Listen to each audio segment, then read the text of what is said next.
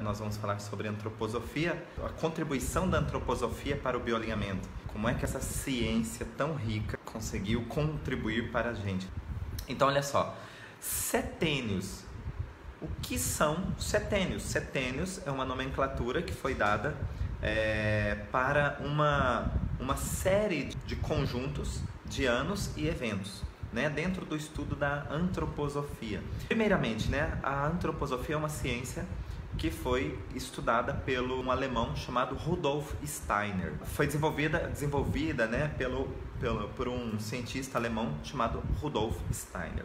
Uma das partes do estudo da antroposofia diz que a nossa vida ela é marcada por uma série de eventos que vão acontecendo em determinados períodos da nossa vida.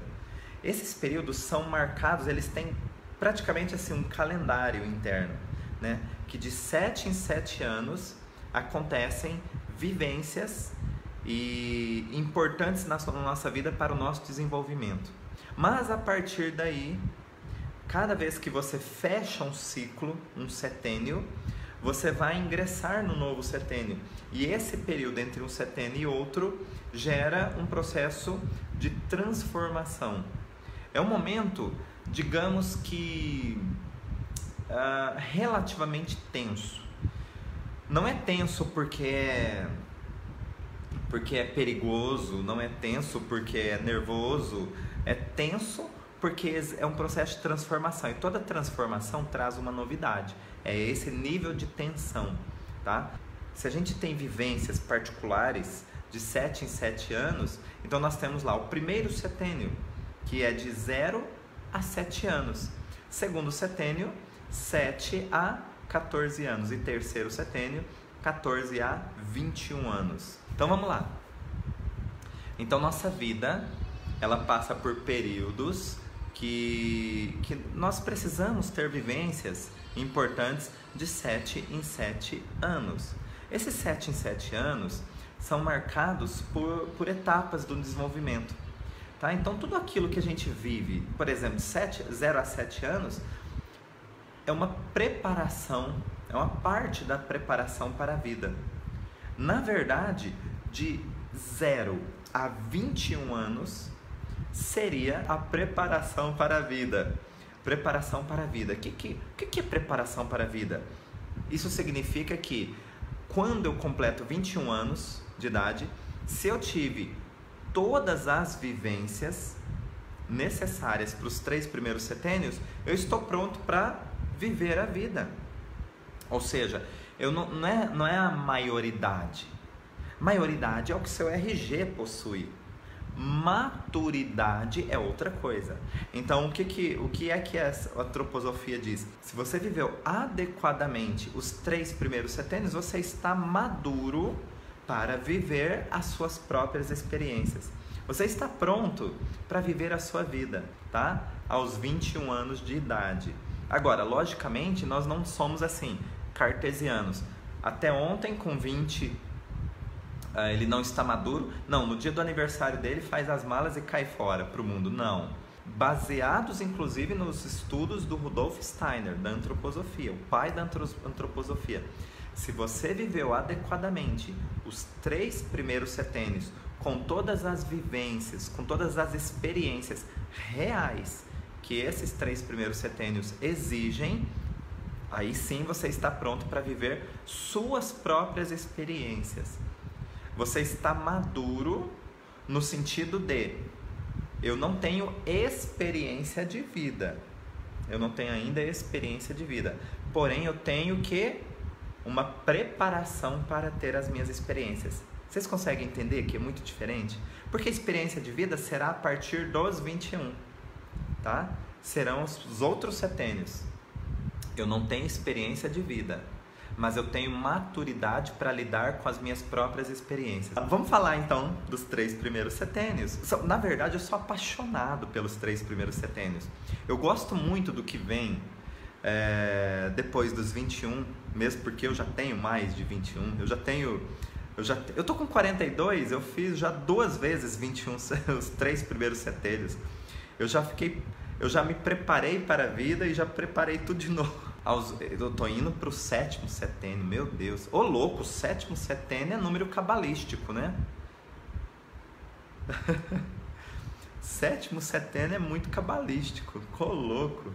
Fiquei até com medo agora. Bom, mas tá maravilhoso esse ano. Tá maravilhosa a entrada pro 7º setênio. Se eu de 0 a 7 estou vivendo o que uma criança de 0 a 7 tem que viver, isso é muito leve. Se eu de 7 a 14 anos estou vivendo o que uma criança de 7 a 14 anos tem que viver, é leve. E se torna leve, tudo aquilo que é leve é prazeroso, é fluido. E eu quero repetir. Não tem peso, não tem esforço. Então, quais são as principais mensagens? Nossa, são maravilhosas. Eu acho que é por conta do encantamento de estar tendo filhos. Essa questão de observar os setênios me ajuda muito a nortear na educação deles, na correção, como chamar a atenção, como corrigir, como... enfim, não é que a gente vai acertar sempre, mas a gente consegue ter um amparo quando a gente vai fazer algo, tomar uma atitude. Porque é muito sério ter filhos, é uma responsabilidade muito grande. Mas se você tem um norte, se você tem um embasamento que te deixa também leve, não é leve só para a criança, é leve para você. É leve para você professor, é leve para você pai e mãe, é leve para você educador, é leve para você de qualquer âmbito, né? Então olha só, se é uma criança que é extremamente dependente, e até os 7 anos, aos 7 anos ela já toma banho sozinha, ela já se alimenta sozinha, ela tem os amiguinhos. Sim, é que nós estamos assim, já no extremo do setênio, já caindo para o próximo setênio. Mas, aos 7 anos nós ainda estamos ali no primeiro setênio, na transição entre o primeiro e o segundo. Mas nós temos já uma criança que corre, que anda, que faz esportes, que torce para algum time, que tem uma religião, que tem uma opinião, que tem preferências. Diferente daquele bebezinho que acabou de nascer, que já está fazendo parte do primeiro setênio. O que eu estou falando aqui? Em 7 anos muita coisa acontece. As experiências mais marcantes estão relacionadas a justamente isso tudo que eu falei. É necessário ter um ambiente que gere proteção, um ambiente que gere segurança, carinho, afeto, não falte alimento. Um ambiente onde a sobrevivência esteja garantida. Se essa criança tem essa dinâmica, olha só, 0 a 7 anos, eu tenho essa seguinte dinâmica aqui, ó. A criança recebe tudo. É essa dinâmica que eu tenho. Tudo é estímulo para essa criança. A criança aqui é uma esponjinha, um radar. Tudo ela percebe, tudo ela capta, tudo ela interage, querendo ou não. Então aqui ela tem um campo de absorção. Por que ela tem isso? Porque ela está iniciando, ela acabou de chegar nesse mundo. E se ela acabou de chegar nesse mundo, tudo se transforma em estímulo para ela. Por isso que o ambiente ele tem que ser de harmonia, de carinho, de afeto, de proteção, de segurança, de que não vai faltar nada em nenhum aspecto. Então é esse receptor, tudo ela recebe, tudo ela recebe. Então se você grita com ela, ela recebe esse estímulo como um comportamento normal. Se você não oferece nada para ela, não oferece verdura, não oferece só carne, é um comportamento que para ela vai ser normal. E aí ela vai se espelhando em você. Tanto que existe uma fase, né, da criança que ela vai lá e começa a calçar os seus sapatos, né? Vai lá da mamãe e começa a calçar as sandálias dela. Por quê? Espelhamento, eu quero ser igual a você. E para ser igual a você, eu vou gostar das coisas que você gosta, eu vou escutar a música que você escuta, eu vou ter as preferências que são as suas preferências. Mas isso eu não sei, eu sou um radar, sou uma esponjinha, né? Cristiano Pisco, aprende por repetição, tá? Um espelhamento e repetição, tá? Ela repete o que o adulto faz. E assim é o que... Por isso que o ambiente escolar, se ele pudesse estar alinhado ao ambiente familiar, que se pudesse estar alinhado ao ambiente social, puxa, seria o ideal. seria o ideal. Pena que não é exatamente isso. Por quê? Porque muitas vezes, vamos pegar uma coisa bem simples, uma atividade recreativa, ela muitas vezes é colocada como competição. Legal, legal. Só que uma competição, a gente tem que tomar muito cuidado nessa fase. Porque uma competição, ela pode gerar traumas para uma criança na questão de gerar expectativas e frustrações. Expectativas e frustrações. O ideal é que, se tudo estivesse alinhado, uma competição, você não tem um adversário, você tem um oponente. Oponente é diferente de adversário. Oponente significa que o outro defende os interesses dele e você defende o seu interesse. Qual que é o interesse? Ganhar. Mas adversário, outros sinônimos assim, são de que eu sou contra você e você é contra mim. E dependendo da forma como é estimulado, então lá na escola, uma competição, que seja então uma competição entre oponentes e não de adversários. Quando você tem adversários, você vibra com o erro do outro, você vibra pela perda do outro, você torce contra, você torce mais contra o oponente do que a favor de você ganhar, tá? Você tem o bebezinho que está engatinhando e ele vai ficando semi-ajoelhado, é a fase que meu filho está agora, o segundo. Ajoelhado e fica de pezinho. O que significa isso? Erguer-se para a vida. Um simples ato neuromotor de motricidade gera uma representação simbólica para uma preparação para a vida. O que eu estou falando aqui? Erguer-se para a vida. Erguer-se para a vida, um jovem de 21 anos, erguer-se para a vida é levantar a cabeça e ir atrás do primeiro emprego, por exemplo. Ele traz a possibilidade de alguém falar não, fechar a porta na cara dele e ele buscar a próxima porta.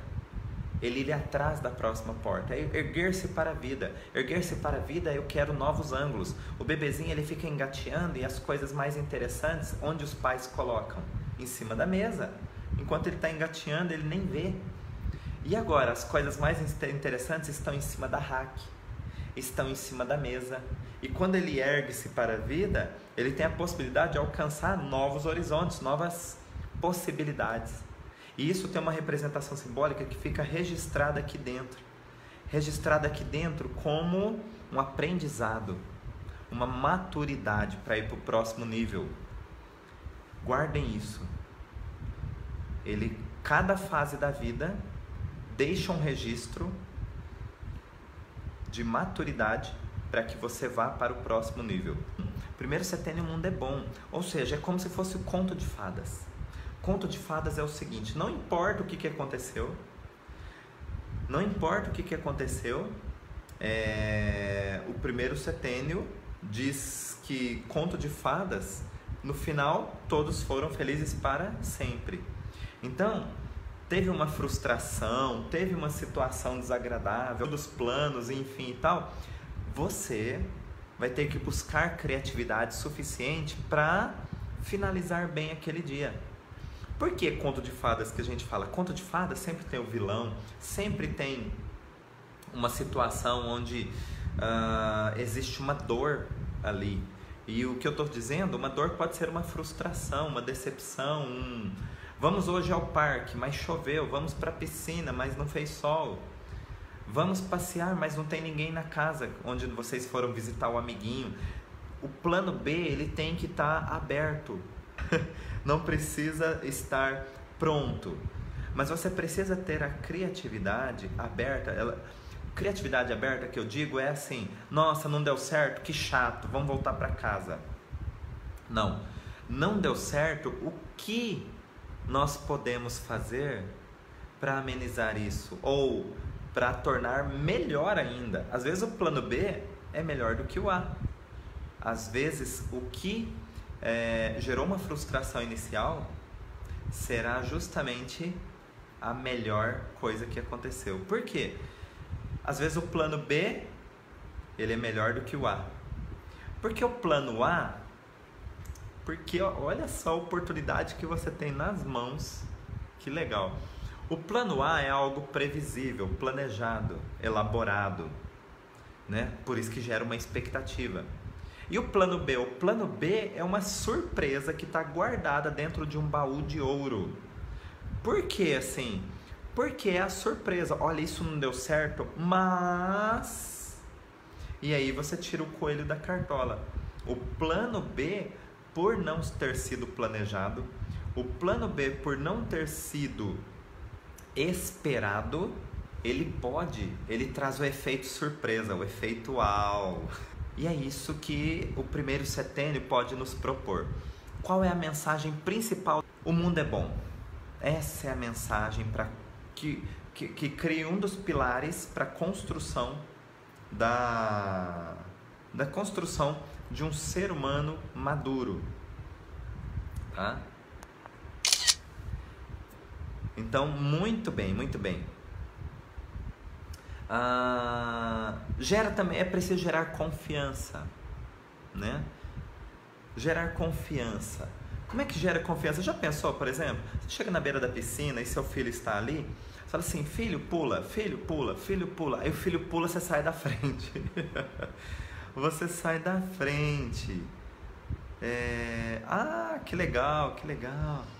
Aí você sai da frente e diz o seguinte, que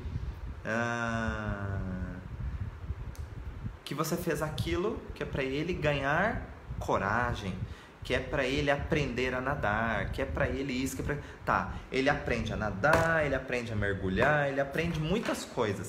A única coisa que ele também aprende, que você esqueceu, é que ele não pode confiar em você, nem nas pessoas. Porque se o pai dele fez isso com ele, ele vai confiar em quem? Aí sabe o que acontece? Quando você vai lá para os 21 anos de idade, você não... Ou antes, né? Ou antes, na verdade. Você não tem namorado ou namorada, ou tem relacionamentos curtos. Por quê? Porque você não consegue confiar em ninguém. Quando você vai abrir o negócio, você não consegue ter sócios. Por quê? Porque você não consegue confiar em ninguém. Quando você vai dividir uma casa, você prefere morar sozinho. Por quê? Porque você não consegue confiar em ninguém. Então o que acontece? Por que isso? Porque o mundo não é bom. É essa mensagem que ficou. O elo de confiança foi quebrado do seu pai com você. Imagine o registro negativo que ficou. E o terceiro setênio? O terceiro setênio diz assim... e o desenho? Peraí, o desenho do segundo setênio dá para aproveitar aqui. Segundo setênio de 7 a... Vixe, agora tá difícil. Como é que eu faço o número 14? Não sei fazer o número 14 ao contrário. Deixa eu ver. Esse aqui? Não. É aqui.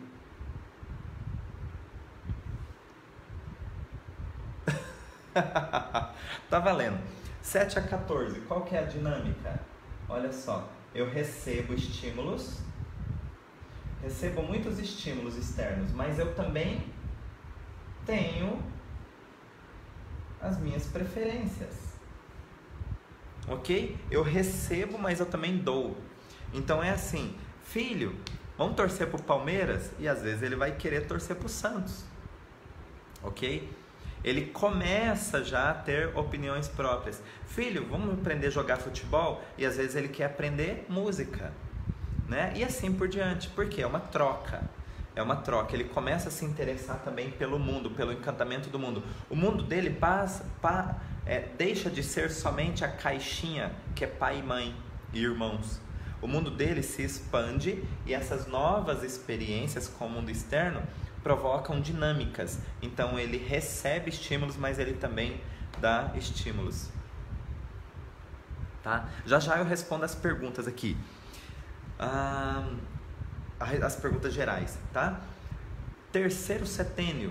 Terceiro setênio, nós temos uma mensagem que é justamente o seguinte: o mundo é verdadeiro. Aqui, que é de 14 a 21 anos, aqui eu já tenho o seguinte: uma pessoa, um adolescente, que ele começa a ter muitas opiniões, ele até briga com os pais ou discorda dos pais, né? Não precisa ser um confronto, pode ser uma discórdia de opinião, que talvez nem é manifestada verbalmente. Mas, por quê? Porque ele já tem uma noção do mundo, ele já tem uma noção de quem ele é, ele tem uma noção dos desejos dele. Isso, Giane, perfeita, Gudrun. Essa autora é demais. Então ele já tem uma noção do mundo geral. E o que é que acontece isso? Nesse terceiro setênio, ele quer mostrar quem ele é. Como é que ele mostra quem ele é? Ele precisa romper algumas relações. Por isso que ele vai começar a discordar dos pais. Por que ele começa a discordar? E como eu disse, ele não precisa brigar com os pais, nem entrar em confrontos. Discordar, às vezes, é só ter uma opinião diferente, que muitas vezes nem é verbalizada, tá? Algumas vezes é escancarada, mas em outros casos nem é verbalizada. Então, no terceiro setênio, eu tenho uma dinâmica diferente dessas duas anteriores, onde o mundo é verdadeiro. Aqui ele está pronto para bater com a cara no muro, bater com a cara no chão, levantar, começar a ter as suas próprias experiências. A dinâmica de 14 a 21 anos é: eu ofereço. É desse jeito. Adolescente não é assim? Eu sei tudo. Se ele não fala, ele pelo menos pensa: eu já sei, eu sei como é, eu vou fazer assim, eu já penso assim, eu discordo. Por que ele tem que fazer isso? Porque ele tem uma necessidade instintiva de não ser uma versão dos pais. Ele quer ser ele mesmo. E é uma necessidade para que ele cresça e amadureça, senão ele sempre vai estar dependente. Ele não quer ser uma versão dos pais. Ele honra os pais, mas agora ele precisa, é como se fosse uma mochila. Uma mochila. Vamos supor que você... Vamos fazer um esqueminha de mochila dos 3 primeiros setênios. Primeiro setênio, se você está com a mochila nas costas, então, por exemplo, com 5 anos de idade, faz parte do primeiro setênio, você está com a mochila nas costas, primeiro setênio você recebe tudo. Se você recebe tudo, sua mãe coloca uma maçã na mochila. Você vai comer a maçã, tá? Você tá lá por quê? Porque é o que foi oferecido para você. Beleza. É o que está sendo oferecido. Coloca lá um caderno de tal jeito, é aquilo que está sendo oferecido. Beleza. Segundo setênio, você recebe, mas você também dá. E você o que é dar? Você começa a ter as preferências. Sua mãe coloca uma mochila, você dá uma olhadinha e fala: mamãe, eu prefiro banana, eu prefiro um abacaxi. Então você começa a ter experiências. Então é assim, minha mãe coloca uma fruta, mas eu tenho as minhas preferências. E no terceiro setênio, como você discorda, como você precisa se desvincular para saber quem é você, descobrir quem é você no mundo verdadeiro, sua mãe coloca sua mãe coloca uma maçã na mochila. O que você faz? Você deixa as frutas. Não tem preferência. Eu não gosto de maçã, eu não gosto de fruta. E você então não tem preferência. Você disse que não gosta daquilo, então não adianta nem colocar na mochila. Eu posso tirar da mochila e deixar. Porque é pesado para mim levar na minha mochila aquilo que eu não sou, aquilo que eu não quero. Então é bem diferente. No curso a gente ensina isso. Qual é o enfoque? Opa, abriu. Qual é o enfoque? Meu Deus. Qual é o enfoque que nós precisamos dar em referência a primeiro setênio, a segundo setênio, a terceiro setênio? porque eles representam uma base de preparação para a vida, tá? Preparação para a vida. Isso é uma construção e pode deixar rastros muito importantes, tá? Não somente emocionais, principalmente também da percepção. E quando a percepção deixa um registro, isso pode traduzir-se em sintomas e patologias, tá? Então, nós prezamos muito o estudo da antroposofia, as noções da antroposofia dentro do bioalinhamento. Nós respeitamos muito esse estudo, tá? No mais, pessoal, um grande abraço, muito obrigado a todos. Quero agradecer muito. Quem quiser e acreditar que é importante que os seus colegas vejam, compartilhem para que chegue até eles.